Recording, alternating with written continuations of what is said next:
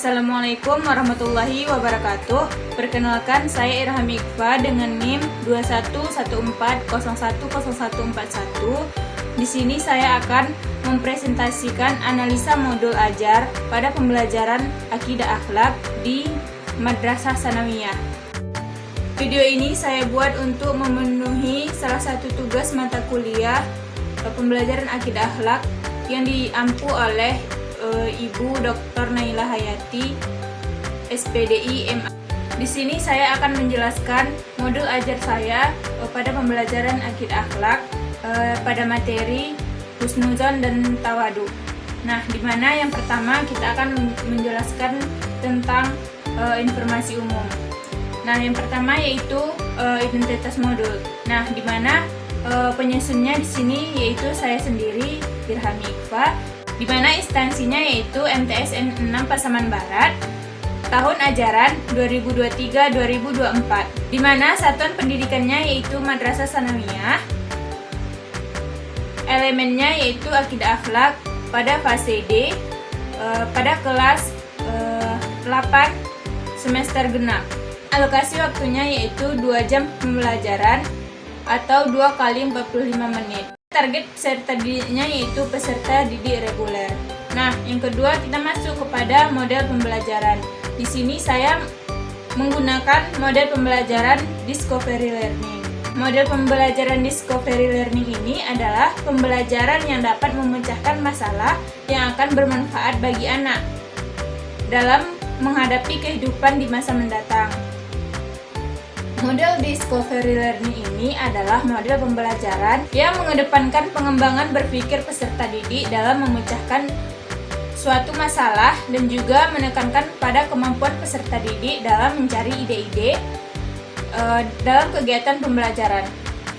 Jadi, model pembelajaran Discovery Learning ini pada intinya adalah model pembelajaran yang menuntut untuk berpikir kritis dalam memecahkan masalah, berperan aktif dalam kegiatan pembelajaran, mandiri dalam mencari atau menemukan materi, dan dapat mengembangkan kreativitas yang dimiliki, sehingga guru hanya berperan sebagai fasilitator pada kegiatan pembelajaran.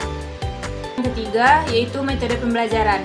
Di sini saya menggunakan metode ceramah, tanya jawab, diskusi kelompok, dan juga latihan. Kita masuk kepada poin yang keempat yaitu kompetensi awal. Kompetensi awal ini adalah pengetahuan atau keterampilan yang perlu dimiliki peserta didik sebelum mempelajari topik tertentu. Kompetensi awal yang harus dimiliki oleh peserta didik yaitu mengerti tentang tanggung jawab, toleransi, disiplin, dan jujur. Peserta didik juga telah mampu belajar mengenal kitab suci Al-Quran, dan peserta didik telah mampu membaca Al-Quran. Nah, selanjutnya masuk kepada poin yang kelima yaitu profil belajar Pancasila. Nah, profil pelajar Pancasila yang ingin dicapai adalah beriman, bertakwa kepada Tuhan Yang Maha Esa, dan berakhlak mulia, berkebinekaan global, mandiri, gotong royong, bernalar mandiri, dan juga kritis. Poin yang keenam yaitu sarana dan prasarana, di mana sarana dan prasarana ini terbagi menjadi dua yaitu media dan juga sumber belajar. Media yang digunakan pada proses pembelajaran yaitu laptop, LCD proyektor, lembar kerja peserta didik atau LKPD, kertas, spidol, papan tulis, dan lain-lain. Adapun sumber belajarnya yaitu buku bacaan, yaitu buku pegangan guru dan juga buku pegangan siswa. Selanjutnya masuk kepada poin yang kedua yaitu komponen inti, di mana komponen inti ini terbagi menjadi 7, yaitu yang pertama capaian pembelajaran, yang kedua tujuan pembelajaran, yang ketiga pertanyaan pemantik, yang keempat persiapan pembelajaran, yang kelima langkah-langkah pembelajaran, yang keenam rencana asesmen, dan yang terakhir yaitu refleksi peserta didik dan guru. Komponen inti yang pertama itu yaitu capaian pembelajaran. Dalam capaian pembelajaran ini, peserta didik memahami dampak positif dari perilaku sifat terpuji husnuzon dan tawadu serta mendemonstrasikannya. Yang kedua yaitu tujuan pembelajaran. Setelah mengikuti pembelajaran, peserta didik dapat menyebutkan dampak dari perilaku husnuzon dan tawadu, dan juga dapat mendemonstrasikan dari sifat husnuzon dan tawadu ini. Yang ketiga, masuk kepada pertanyaan pemantik. Nah, di mana pertanyaan pemantik yang kita gunakan di sini ialah siapa yang mengetahui apa itu sifat husnuzon atau tawadu, dan apa contoh dari perilaku husnuzon dan tawadu. Nah, keempat, kita masuk kepada persiapan pembelajaran. Nah, yang pertama dari persiapan pembelajaran ini yaitu guru melakukan asesmen diagnostik tentang husnuzon dan tawadu untuk pemetaan dan merancang strategi pembelajaran pada peserta didik sebelum pembelajaran. Nah, yang kedua yaitu guru menyiapkan bahan tayang PowerPoint tentang husnuzon dan juga tawadu. Selanjutnya kita masuk kepada poin yang kelima yaitu langkah-langkah pembelajaran. Di mana langkah-langkah pembelajaran ini terbagi menjadi 3 yaitu kegiatan pendahuluan, kegiatan inti, dan juga kegiatan penutup. Di mana kegiatan pendahuluan ini terdiri dari 10 menit, kegiatan inti terdiri dari 70 menit, dan kegiatan penutup terdiri dari 10 menit.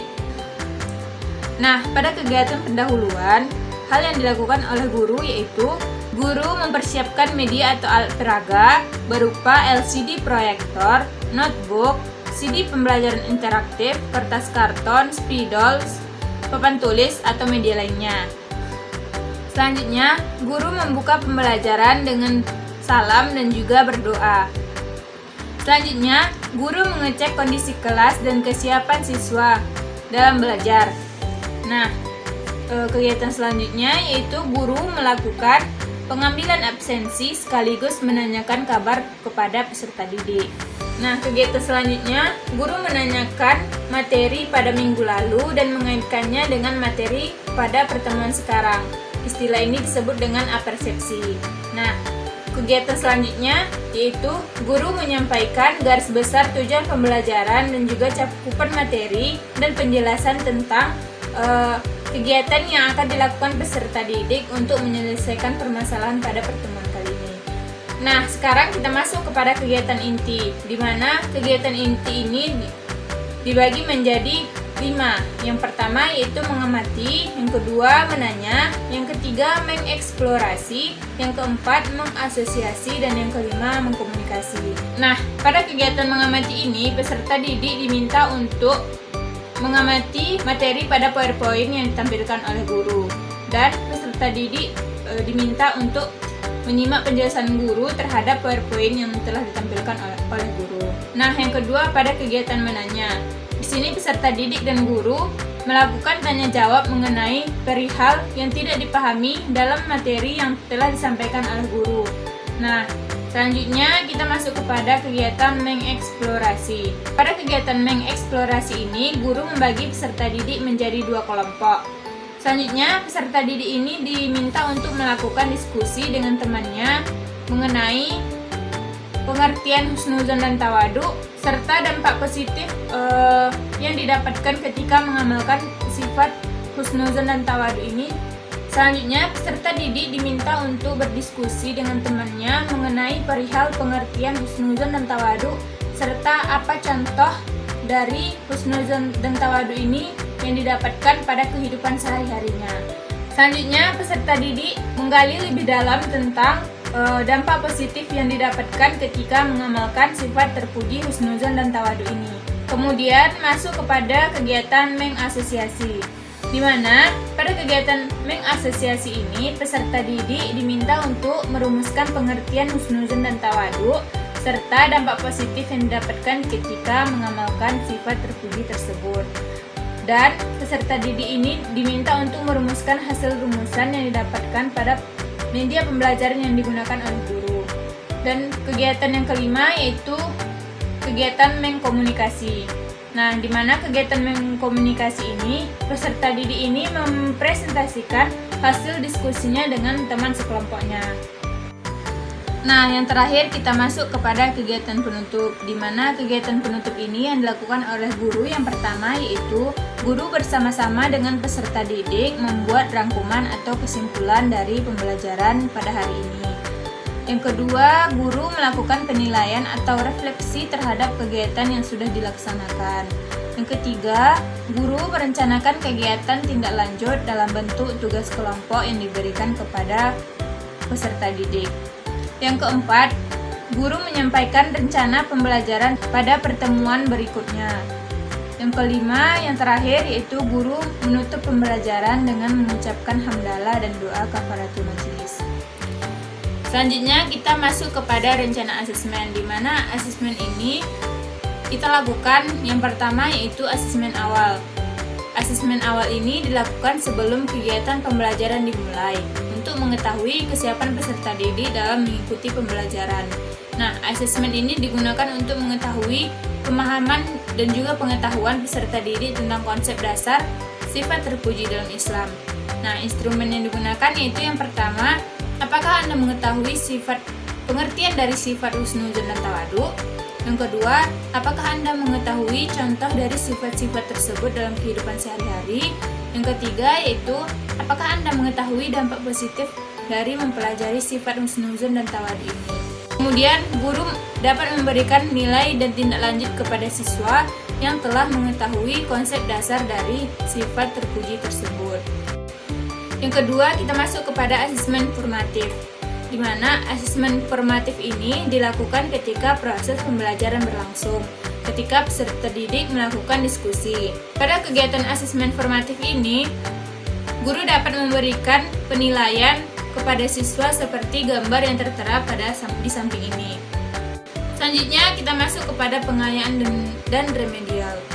Pengayaan diberikan kepada peserta didik yang menguasai materi ini dengan sangat baik, yaitu berupa kegiatan tambahan mengerjakan soal ayo berlatih pada buku paket akidah akhlak dan juga memberikan kesempatan untuk memahami materi pada bab berikutnya. Yang kedua yaitu remedial. Pada kegiatan remedial ini diberikan kepada peserta didik yang belum menguasai materi dengan baik. Nah, yaitu dengan cara memberikan pengulangan materi serta materi spesifik yang kurang dikuasai oleh peserta didik melalui pendampingan personal atau kelompok. Nah, yang terakhir kita masuk kepada refleksi peserta didik dan guru, di mana yang pertama kita akan membahas refleksi pada guru terlebih dahulu. Pertanyaan yang bisa dilakukan guru dalam merefleksi pembelajaran di kelas yaitu, yang pertama, apakah semua siswa terlibat aktif dalam pembelajaran di kelas? Yang kedua, kesulitan apa yang dialami oleh siswa? Yang ketiga, apa langkah yang perlu dilakukan untuk memperbaiki proses pembelajaran?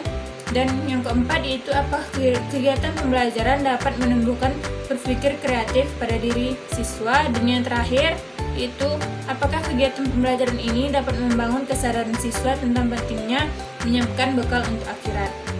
Pada refleksi peserta didik pula, pertanyaan yang bisa digunakan adalah yang pertama yaitu, bagian manakah yang menurutmu yang paling sulit dalam pembelajaran ini?